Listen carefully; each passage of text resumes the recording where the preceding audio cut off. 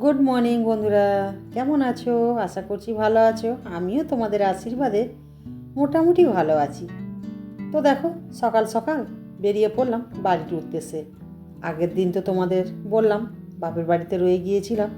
তো সকালবেলা উঠে সেকেন্ড লঞ্চ ধরে বাড়ি ফিরছি।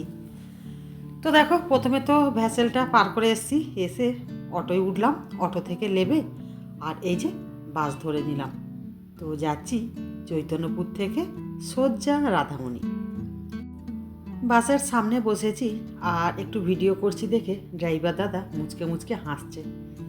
তারপরে তো ক্যামেরাটা একটু সামনের দিকে করলাম বাইরের দৃশ্যগুলো শেয়ার করার জন্য। আর এদিকে এতটাই রাস্তা জ্যাম হয়ে গেছে বন্ধুরা, কি বলবো। আমাদের পূর্ব মেদিনীপুরে শিক্ষিতর হার বেশি, যার জন্য পূর্ব মেদিনীপুরটা প্রতিটা মানুষ ভালোবাসে। কিন্তু এখানের মানুষের চিন্তাভাবনাটা সম্পূর্ণ আলাদা। তার কারণটা কেন বললাম এক্ষুনি তোমাদের বলে দেব। এই দেখো, একদম মেন রাস্তার উপরে হাট বসেছে আর পাবলিক দেখো গাড়ি রাস্তায় বাজার করছে, কিন্তু একটু সাইড দিচ্ছে না। বাসটা থমকিয়ে থমকিয়ে চলেছে। কি করা যাবে বলো? মানুষ যদি না সাইড দেয়, বাসওয়ালা কী করবে? কিছু করার নেই। দেখো, একটা যদি দুর্ঘটনা ঘটে যায়, তখন কিন্তু পাবলিক গাড়িওয়ালাকেই বেশি দোষ দেবে। কিন্তু পাবলিক নিজেই বোঝে না যে আমি তো মেন রোডের উপরেই দাঁড়িয়ে বাজার করছি, আমাকে সাইডটা অবশ্যই দিয়ে দেওয়া দরকার। আর এখানে দেখো, মাছ বাজারে মাছ নিচ্ছে, একটুও কেউ সাইড দিচ্ছে না, যার জন্য বাসটা দাঁড়িয়েই পড়েছে। দেখেই বুঝতে পারছো একদম মেন রোডের উপরেই মানুষজনগুলো দাঁড়িয়ে আছে। আবার আরেক দিক দিয়ে গাড়িও পাস হচ্ছে।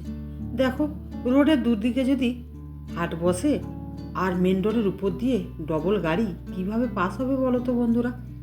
এই জন্যই দেখো গাড়িটা দাঁড়িয়েই আছে। উপাস থেকে গাড়িগুলো পাস হলে তারপরে বাসটা সাইড করে বেরোবে। তো দেখেই বুঝতে পারছো আমরা আছি এক সাইডে, আর এপাশে এই যে মারুতিগুলো যাচ্ছে, আর এখানে এই যে স্করপিও যাচ্ছে। তারপরে তো অনেক ভিড়ভাট্টা ঠেলে তারপরে গন্তব্যস্থলে পৌঁছালাম। তারপর বাড়িতে এলাম, এসে ড্রেস চেঞ্জ করলাম, করে ঘর দুয়ার ঝাঁট দিলাম, টুকিটাকি কাজকর্ম করলাম, করে আর এই যে ফ্রিজ পরিষ্কার করতে বসেছি। আসলে আমি যখন প্রোগ্রামে যাই 2-4 দিনের জন্য, তখন না আমার ফ্রিজটা বন্ধ থাকে। আর ফ্রিজে যত সবজি ছিল সেগুলো সব বার করে রান্নাঘরে রেখে দিয়ে গিয়েছিলাম। শুধু ফ্রিজের মধ্যে ডিমটা আর বিস্কুটটাই রাখা ছিল, বাকি সব বার করে দিয়েছিলাম। তো ফ্রিজটা তো পরিষ্কার করা হয়নি, তো এই জন্য আজকে পরিষ্কার করে নিচ্ছি। আর দেখো, ফ্রিজটা যে বন্ধ করে গিয়েছিলাম, ওর ভিতরে যত বরফ জমেছে, বরফের জলগুলো গলে সব ফ্রিজের নিচের ডিকিতে ভর্তি হয়েছে। এই জন্য ডিকিটাও পরিষ্কার করে জলটা বার করে নিচ্ছি। ফ্রিজটা দিন কয়েক আর চালাবো না, বন্ধ করে রাখবো। কেননা কটা দিন পরে তো ডুয়ার্স চলে যাব, আবার বন্ধ করতে হবে।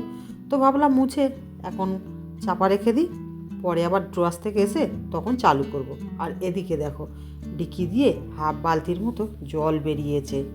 চলো, ফ্রিজটা তো পরিষ্কার হয়ে গেছে, ফ্রিজটা এখন খোলা থাক, হাওয়া বাতাস পেয়ে ভিতরটা শুকিয়ে গেলে তারপরে বন্ধ করব। এবারে যাই স্নানটা করে নিই।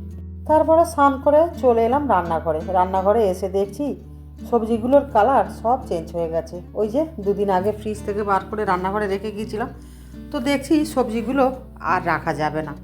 তো এই জন্য সব রকম সবজি অল্প অল্প করে ছিল, সব কেটে নিয়েছি। নিয়ে ভাবলাম ডালে চালে আজকের খিচুড়ি বানিয়ে নেব। আর এপাশে দেখো, বেগুনের কালার দেখে বুঝতে পারছো বন্ধুরা যে সবজিগুলোর কালার কেমন হয়েছে। তো সবটা তোমাদের কাছে শেয়ার করা হয়নি। তো যাই হোক, সবজিগুলো তো ভালো করে ভেজে নিয়েছি। আর এপাশে যে বেগুনটা ভেজে নিচ্ছি, তারপরে ফুলকপিটা এই যে ভাজা চাপিয়ে দিলাম। ওপাশে সবজিগুলো ভেজে নিয়ে আর ডালে চালে সিদ্ধ করেছি তাতে তুলে দিয়েছি। তো এপাশে খিচুড়ির এটাও সিদ্ধ হচ্ছে, আর এপাশে আমার ফুলকপিটাও ভাজা হয়ে গেছে। লাবিয়ে নিয়ে আর সয়াবিন ভাজাটা চাপিয়ে দিলাম। নিরামিষ খিচুড়ি করছি তো সেই জন্য একটু সয়াবিনও দিয়ে দিচ্ছি। তারপরে দেখো, প্রায় 20-25 মিনিট পরে আমার খিচুড়িটা রেডি হয়ে গেছে। তো দেখছো বন্ধুরা, আজকের দুপুরের মেনু হবে বেগুন ভাজা আর গরম গরম খিচুড়ি। তো এখনও বাসনপত্র কিছু ধোয়াধুয়ি করা হয়নি, তো খাওয়া দাওয়া করে নিয়ে বাসনগুলো ধোবো। এখন বাজে বেলা 1টা। চলো বন্ধুরা, ভিডিওটা আজ এই পর্যন্তই থাক। দেখা হবে আবার একটা নতুন ভিডিওতে। তো এখন সন্ধে মতো হয়ে গেছে, তো ভিডিওটা আর বেশি বাড়াবো না। সবাই ভালো থেকো, সুস্থ থেকো। Good evening, tata.